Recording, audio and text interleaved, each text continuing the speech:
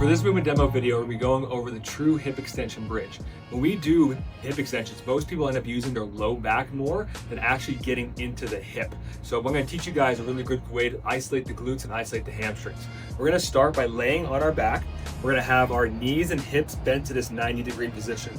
The heels are going to be on the bench, the toes and the feet are going to be facing up to the ceiling like railroad tracks. I don't want to see them roll out or roll in. We're going to go to a nice and easy 90-degree position here. Her hands are going to be flat on the ground down by her side, head resting on the floor. Her first step is to take a big deep breath in, exhale out all the air, and she's going to push the rib cage down towards the pelvis. When she does this, what you're going to notice is that the pelvis will start to tuck underneath. This is going to go into that posterior tilt. The low back will flatten towards the floor. We're not actually trying to push our low back into the floor. We're going to get all of our movement here from the pelvis. If you are doing this correctly, you'll begin to start to feel the hamstrings engage just a little bit. So she's going to take that big deep breath in, exhale, blow all the air out. Rib cage can be pulled down towards the pelvis. We have that nice posterior tilt. She's then going to start digging the heels into the bench and thinking about pulling the bench to her butt. You can start to ramp up the tension 10% at a time, 10, 20, 30, 40, 50. Once you get to a good solid contraction, we're then going to start to reverse curl or peel the low back off the floor one little vertebrae at a time. So go ahead, digging, pulling, trying to peel that low back off the floor one little vertebrae at a time. And you'll notice she's still maintaining that posterior tilt. She's going to go as high as she can until she can't anymore, meaning the body's going to stop.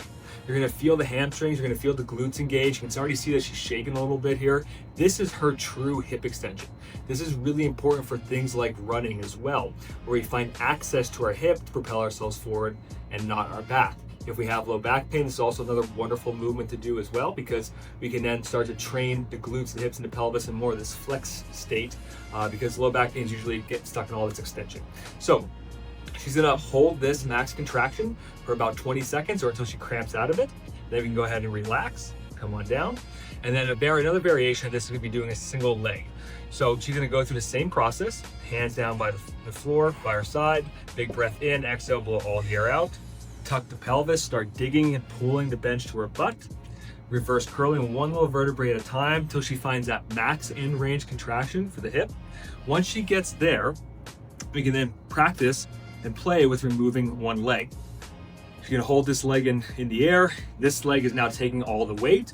Something to look out here for is she's not gonna take the hip out to the side, and she's not gonna drop the pelvis to the side, either going straight down to the ground or in rotating the pelvis left or right. You want to stay nice and solid here. This is going to be even more translatable out into running, because running is all single leg work anyway. So she's going to get that reverse curl, max contraction, take the leg off.